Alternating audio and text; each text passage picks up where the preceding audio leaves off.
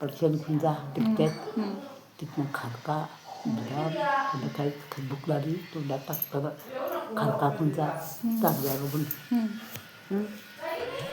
नमस्कार मित्रांनो, तर मी आज आले माझ्या मामाच्या गावी आणि ही माझी मामाची आई मला सांगते की बाहेर राहतेस तर कशी काळजी घ्यायची.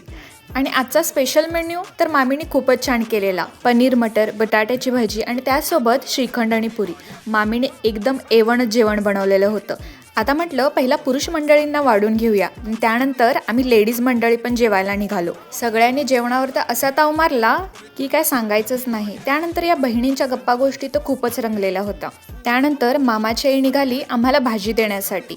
आणि गावाकडे आलं आणि मामाच्या आईने कोणती भाजी नाही दिली असं होऊच शकत नाही. लेकीवरचं प्रेम काही कमी थोडीच असतं. आता त्यानंतर माझी मामाची मुलगी तिचे जगभरचे प्रॉब्लेम मला सांगत असताना तिचे डोकंही खूप दुखत होतं आणि त्यामध्ये हा लुडबुड करणारा माकड तर येतच होता.